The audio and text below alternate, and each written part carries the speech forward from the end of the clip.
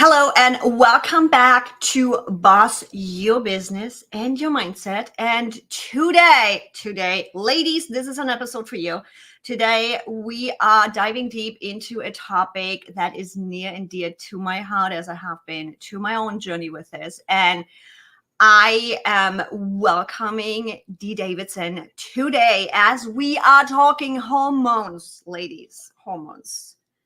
That pain in my ass sometimes. Fortunately, I'm far into my journey, but we'll get all of this and how this implements and affects your business and all the things. That's why I brought Dee on. Hi, Dee. So happy to have you. Tell my audience, who are you? What do you do? And why am I throwing the H word around? Thanks for having me. First of all, I'm honored to be here.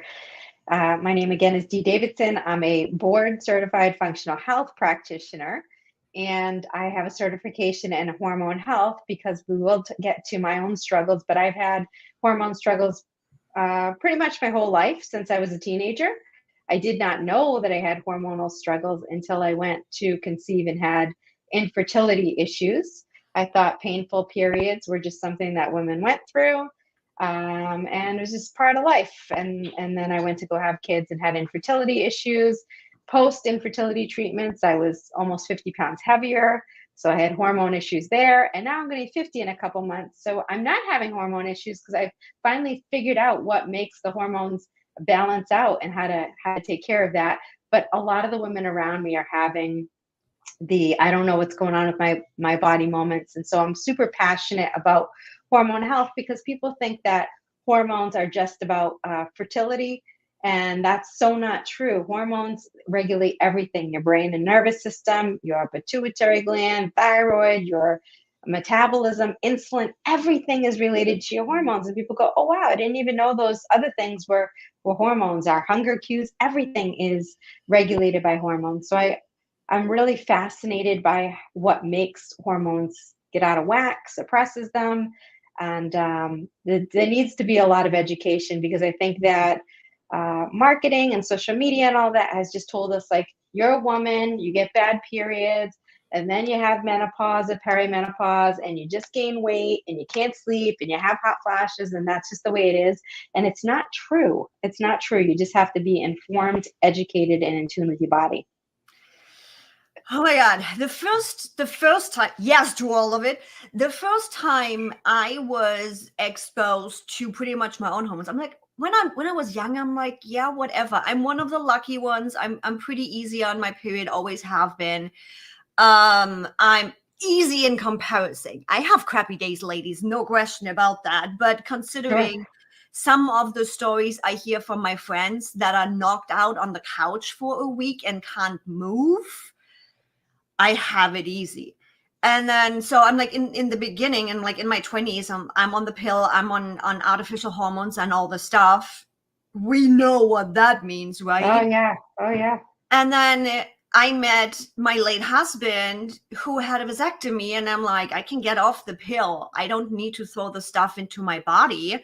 Sure. And it took me 2 years of insanity Wow. to balance that back off again. That's the first Yeah. time when I realized just the impact of just taking the pill, for that matter. Yeah.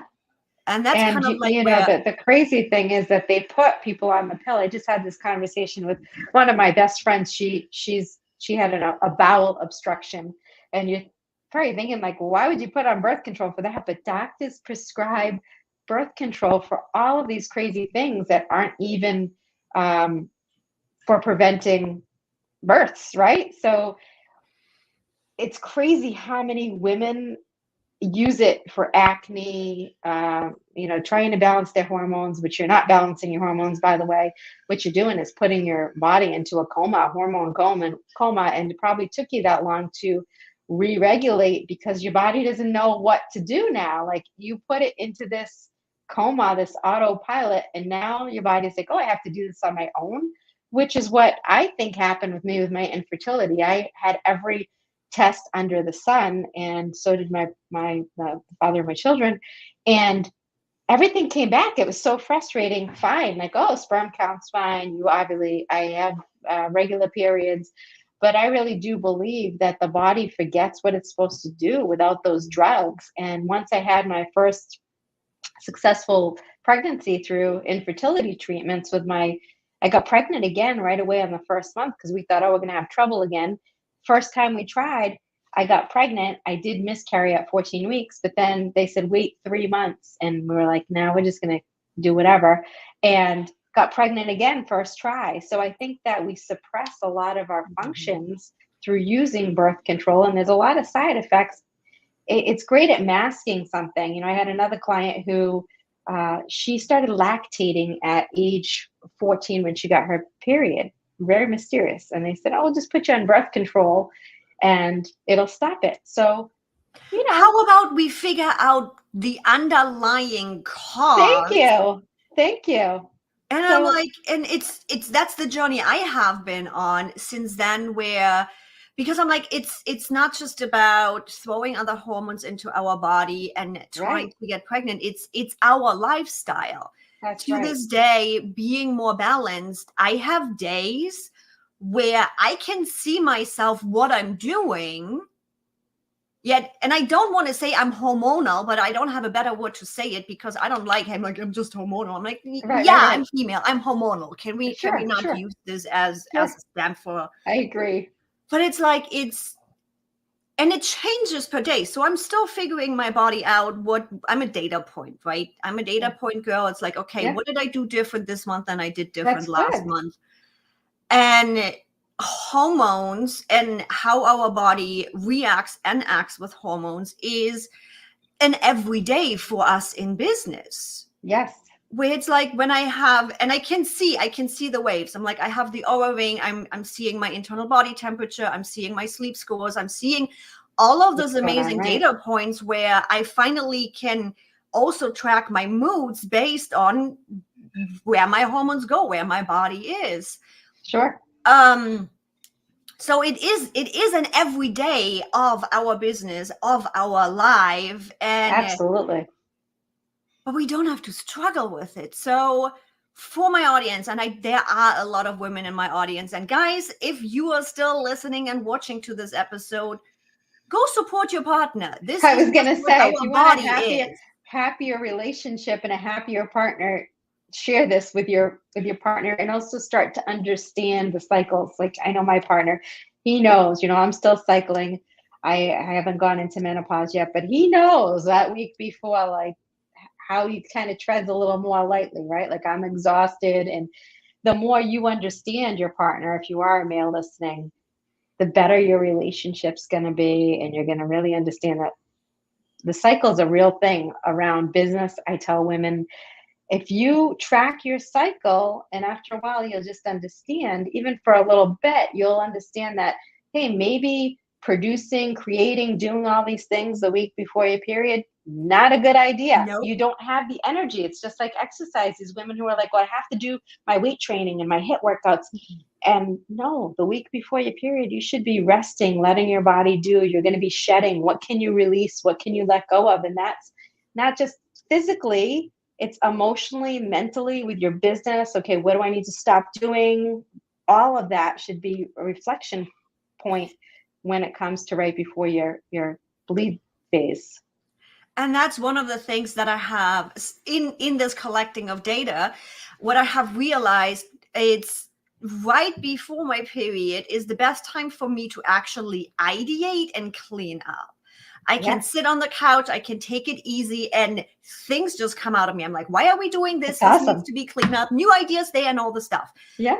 Recording videos, not gonna happen. It's like I look back at why did I push this YouTube video out? Why wasn't I doing it? Why was I fighting it so hard? And it always happened to be the week before my period. I'm like, really? Okay, so let's build a schedule around it. Totally.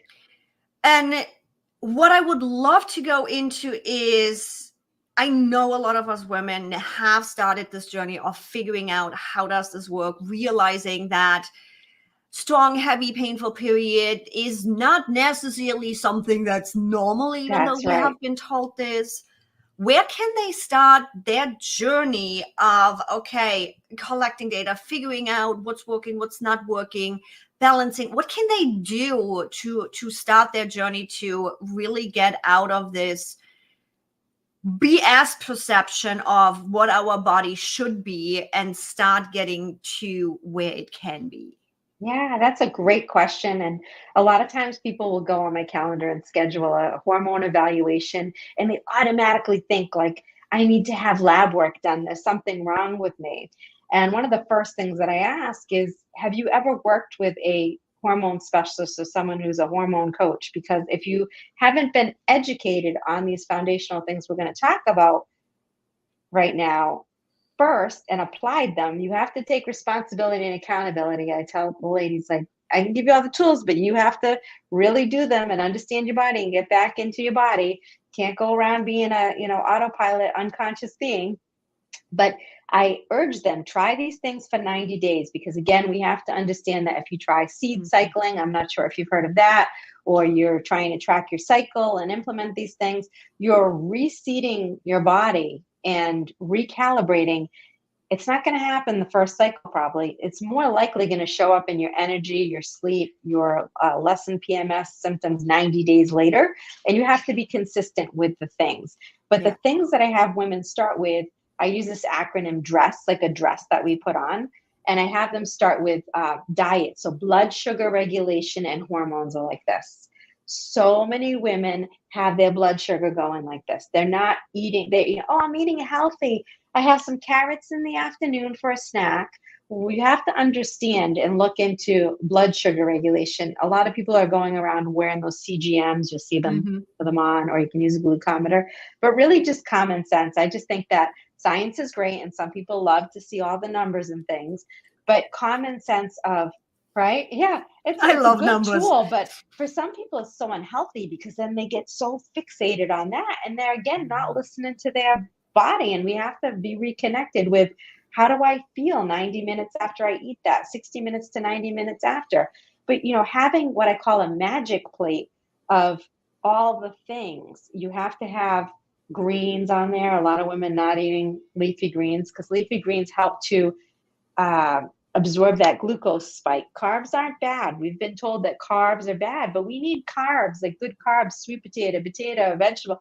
We need carbs for fuel. That's why so many women are fatigued, especially the week before your period. You need carbs to have that whole process happening. But they do spike, like blood sugar levels can spike from a sweet potato. Of course, it still has sugar or fruit, but it doesn't mean it's bad. You can do certain things like eat your leafy greens first, then it coats the upper intestine, and when you eat the carb, you're going to have less of a glucose spike. But blood sugar is a huge one when it comes to hormones. If your blood sugar is all dysregulated, your hormones are going to be all over the place. So make sure you have your leafy greens, enough protein. Ladies, you got to be eating 25 to 30 grams of protein per meal. Did you want to add something to that? That was one I just learned. I'm working with my coach, who is like, okay, cool, I'm seeing the transition. You are not quite progressing as much as I would like. Are you eating enough protein? Because ladies, if we are not eating protein before working out, you are actually eating up your muscle. That's right. That's right. So that's why I was smiling over here, because I just had calculated literally last week, calculated how much protein I am supposed to be taking in an average. Right. It's like I love numbers, but I'm not going to be like, oh my God, this has to happen this way. Right. I take it as a guideline, and I am about 25% below the protein intake without I haven't planned on it. I haven't paid attention to it. Right. So just with my standard diet, I'm 25% underneath what I should be taking for the workout schedule I have. Yeah. I'm like, and that's a great point, because typically it's 25 to 30 grams of protein per meal. Everybody's different. So again, don't base it on your sister, your mother. Everybody's different, and you have to listen to your body. How's your energy? Are you building muscle when you're working out? But if you work out, you need even more protein, because you are burning through it, and you need to build up that muscle that you're breaking down. So, 1 gram per pound that you want to weigh. And people go, that's a lot of protein. But Exactly. I was like, how much? yeah, you need to learn and work with someone like your coach to understand, like you can layer. When you start to understand it's not a huge piece of steak, it can be, but it can be just layered approach of different protein sources. I looked at, so based on that, he's like, hey, I know you don't necessarily have I have never done the whole macro thing or whatever. It's Yeah. German. I know how to cook. I eat Right. fairly healthy in consideration to how the US eats. So I was never really paying full attention to it. So he recommends this app to me to get an idea of how many calories am I getting, how many fats and protein specifically. We only paid attention Sure. to the protein. And I was really surprised of doing one of those Buddha bowls Yeah. with what is the name of it? Not rice in the bottom, the grain thingy. Quinoa. Quinoa. Thank you. Mm. Quinoa on it, some greens. I loved the tip of just put a rainbow on it. So I literally Yeah. go by color, all kinds of That's greens, all kinds great. of stuff, and put a protein on top. If that's some Yep. steak or some chicken, and it standard bowl that I really like, and I don't have to quote bulk up and do all these Right. things. And it was like 45, 50 grams of protein right Awesome. And there. I'm like, quinoa, that's the other sweet. thing. Quinoa is a great source of protein. People think of just meat and fish and eggs, but quinoa is a great source of protein. It's an easy thing. You can prepare quinoa, keep it in the fridge, scoop it out, right? Mhm. So all of these That's things. exactly what I did. I'm like, I have a box of quinoa. I just did the whole full cup thing, prep it in the fridge, throw it I all think together. sometimes we work ourselves up to think it's going to be much more than it needs to be. So having someone like your coach or myself simplify is is key. Like, what things can you do that you can repetitively eat once you cook it? You have it in the fridge. It doesn't have to be like I have to cook this whole meal 3 times a day. Some things can be a little bit simpler. But looking at that, your protein, eat your greens first for blood sugar regulation. Carbs, you need carbs. So single ingredient carbs. Carbs aren't bad. And good rule of thumb, just look at your plate. Do you have a fist, like a mound there? You don't have to track macros and do all that. If you want to, that's great. That's Oh awesome. But my God. I'm you, like, it's not going to happen if I have to track all of this. but it's not sustainable. I'm all about sustainability. And the people that come to me, Love like I that. had a woman yesterday who, can you have my husband on the discovery call too? Because he wants to know what's going to be different about you than everything else I've tried. Well, sustainability is key. You can't say I'm never going to have another piece of cake or another glass of wine. If you like those things, you're going to be always wanting, craving it, like out of restriction. So we have to learn how to live the 80-20 rule in moderation, not restriction. It just does not work long term. But if you have those things on your plate and you're balancing your blood sugar, eating every 3 or 4 hours, you're going to be in a much better position to fuel your hormones. Make sure that you have fat too. That's the other thing. A lot of women restrict fat or they don't even think about it, but you need healthy fat because healthy fat is what actually creates your hormones. So if your hormones are depleted and you're not eating avocados, olives, salmon, good fats with every meal, you're not helping fuel new hormones. That's very, very important. And eating in the morning. So I know a lot of people have jumped on the whatever train, intermittent fasting. That was me too. And when I checked my hormones a few years ago, I had tanked my hormones because most women have stress, even though they might come to me and say, I don't have a lot of stress. When we start doing the checklist, they have a lot of stress. They got businesses they're running, they got kids they're taking care of, significant others, they're traveling. Like one lady just said, oh, I realized traveling's my lifestyle. Yeah. So, that's a stressor, even though you think it's fun. And so if you're waking up and then you're doing your workout, a lot of people work out on an empty stomach, Mhm. or you're getting right off to work, getting on those calls and things, running your business, it's like trying to run your car on an empty tank. It's just not good for women. Intermittent fasting, if you're a male listening, men do great with intermittent fasting because we have to think of our biological makeup. Men were made, nothing against, not like feminists or anything like that, but men were made to go out into the fields for hours without access to food.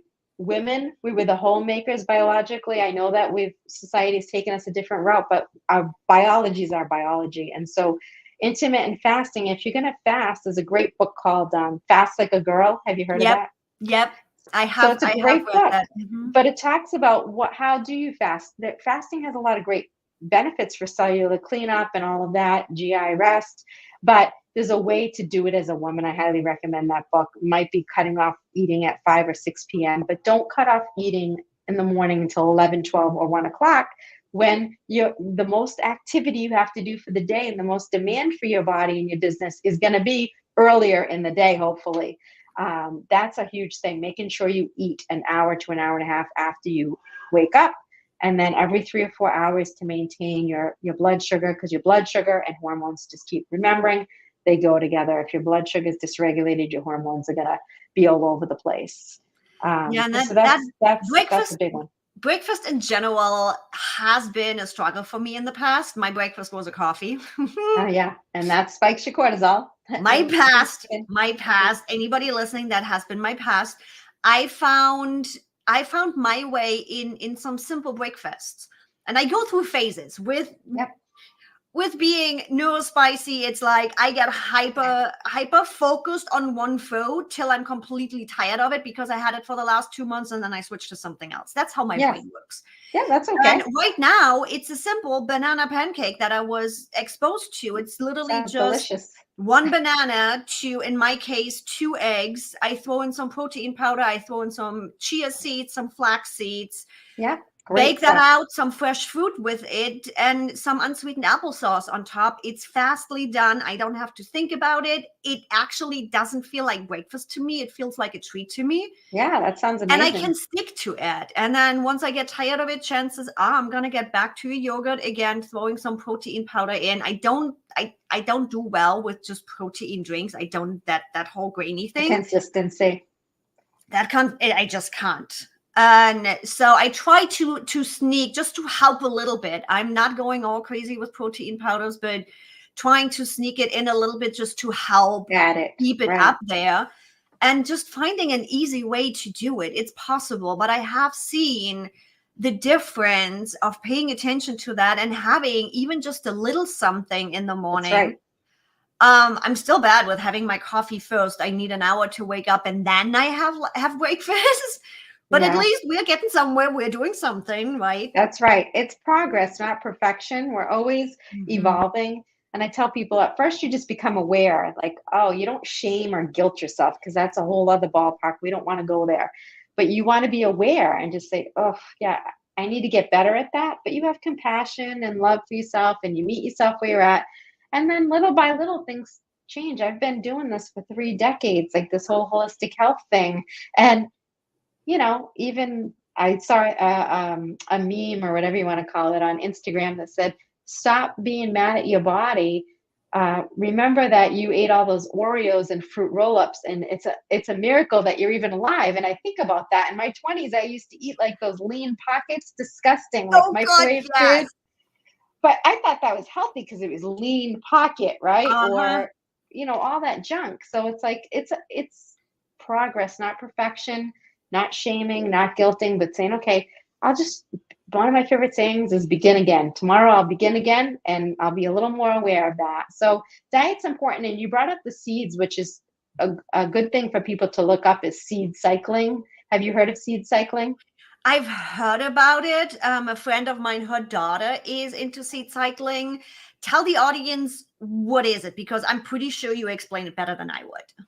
Yeah, no. So if they want to find it, if you're on Facebook and you go to the Confidently Healthy Collective, I have a free community. I have a picture of exactly what seeds to eat at what times of the month.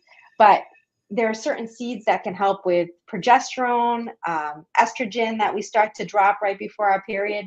So it's just cycling where, the first week of the cycle you eat these seeds, then these, and so you're doing a great job incorporating some of that. You might not intentionally know it, but it really supports hormone production, those healthy fats again that women just not a lot of women that I talk to are eating chia seeds or flax or hemp or things like that, and it can make a big difference in your cycle. So I'm sure even if you Google seed cycling, it's not, it's all the same. So you can get a little picture and you just follow it, and then you start to know what to do for the different phases. But that the diet piece is huge for your hormones, making sure you're eating enough food. Way too many women eating around 1,000 to 1,200 calories. That's a child's diet, by the way. So you need to fuel your body properly and make sure you're eating enough. You don't have to track calories, but making sure, okay, do I have the proper nutrition on my plate? And also, I'm a big fan of the hair mineral test, the HTMA test, because a lot of women are deficient in a lot of minerals. They take a multivitamin, but they're not getting minerals, which our body needs minerals, or you feel lethargic, you're lacking, you're not absorbing nutrition. A hair mineral test, it's a couple $100, clip some hair, send it in, but you can see what you're deficient in so that you can target and rebuild the body, especially once you get to midlife. Like, we've gone through a lot of things that could be a game changer for your hormones and vital reserve, raising vital reserve. Rest is the R in rest. So rest doesn't just mean that you go to bed and you go to sleep. Rest means that you're listening to your body, as we were saying before your period. Are you tired? Okay, you need a nap. Take a nap. Give yourself permission to rest. Go lay out on the grass. Go to the beach. You don't have to push through that hard workout. You don't have to push through that big project. If you have too many people on your calendar, you don't have to explain yourself. When we say no to someone else, we're saying yes to ourselves. Take them off your calendar. You don't have to explain. As long as you're courteous and you give enough notice, but you have to rest and allow your body to not push through. And even if I'm like, just be honest, I had a situation yesterday where I had to reschedule a podcast recording, and I'm like, set my assistant on, and I'm like, hey, let her please know it's a short-term change, and we all have lives. We all have things going on. As long as you're courtesy about it, it's not a problem. It's okay. Yeah, it's okay. You got to listen to your body. The E is exercise. So again, I believe in joyful exercise. If you don't like HIIT workouts and you're like, oh, HIIT workouts are the best for midlife, your body and your cells is listening. Every day when you're pushing yourself through that, it's a negative thing. We wanted a positive exchange with our cells, not a negative exchange. So weight resistance, we know that's the best for insulin. That's the best for, we need muscles to burn calories and burn fat and all that stuff, your metabolism. But you don't have to do CrossFit or do, just some moderate things. Start small, walking with weights even for some muscle mass. But you have to like what you do for exercise, and you have to exercise. I'm sorry. I like exercise, but there's some days that I'm like, oh my God, I got to do this for the rest of my life. But yes, you do, right? You have to do it. It's like brushing your teeth. Your teeth are going to fall out. If you want to stay healthy, you're going to feel better afterwards. Yeah, right. Even 10 minutes after a 10-minute walk after you eat, just to bring your blood sugar levels down. Start somewhere. Start small, ladies. And then stress. Stress is a big one. So stress is not just external financial relationship, all the BS that we come with. Yes, you have to learn to manage those things. Also, they're hidden stressors. So that's where functional lab testing comes in. And I went back to school a few years ago because what I found was with the foundational things, I could move the needle a ton with about 70% of my clients. But then there was this 30% population that it's a real thing when we talk about science. This is where science really comes in handy, that you might have hidden stresses. You might have low stomach acid, so you're not breaking down amino acids from your meat and absorbing it. Maybe your mineral deficiencies, you need a hair mineral test. Maybe you have a parasite or a bad bacteria. And so I work with people the first 3 months on the foundational things, but if we see like things aren't moving, it's a real thing. Don't blame yourself or beat yourself up. You might have a hidden stressor that you need to have functional labs done to rebalance the body and remove those stressors. I describe it as like having your phone tabs open. If you have a lot of tabs open, what happens to your phone or your computer? It slows down. Yeah, that's your body. And by midlife, you have a lot of tabs maybe open. And so those hidden stresses need to be evaluated, but don't jump to that. Work on these foundational things, the diet, the rest, the exercise, stress. And stress also needs to be reduced through things like meditation, just taking 10 deep breaths, checking in with yourself. If you've had 5 calls for the day or you've been on 2 meetings, how do I feel right now? Okay, let me just take 5 breaths. People undermine the power of breathing, right? Yeah. Like the people that have the smart watches that say you need to breathe. That's like a real thing. Just Mm-hmm. resetting the nervous system. Somatic practices like bilateral eye movement, all those little things, they tell your body, I am safe, I'm okay, I'm aware that we've had a busy day, I'm aware that I'm here right now. And you have to do those things not just when you're feeling stressed, but just like brushing your teeth, you have to do not all of them every day, but maybe put your legs up a wall. Maybe you give yourself some little taps, some EFT taps, something every day to check in and tell your body like it's okay. I'm helping you get out of fight or flight. Because if you're constantly in fight or flight, that's when cortisol, Oh God. goes crazy. That has been a Yeah. journey of a year for me. Um, you gave us a lot of resources, a lot of things, and I know you also have a wellness toolkit for my audience, guys. As Yes. always, all the links are in the description. Dee, tell my audience where can they find you and give them an idea what they can find in that wellness toolkit. Yeah. So wellness toolkit is really great. We didn't really talk about metabolic typing, but I did talk about the fact that we all have different metabolic needs, which means, you might need more red meat. I might need more. I actually do need more fruits and vegetables. I could be vegetarian. So there's a metabolic typing test you can take there to find out what foods are best for you and your unique self.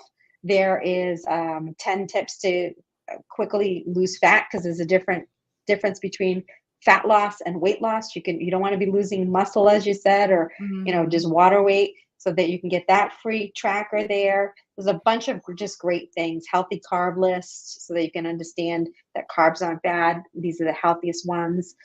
Lots of great free tools there. My podcast link is on there. So Confidently Balance Your Hormones is my podcast. That's on there. Lots of great things there. Just go to confidentlyloveyourself.com and then just go to the toolkit and you'll find a bunch of freebies on there. And again, guys, as always, the straight link is in the show description too.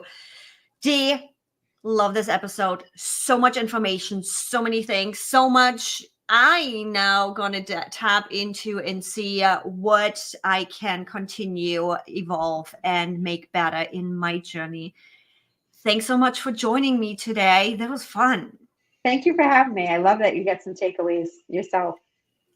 Bye, everybody.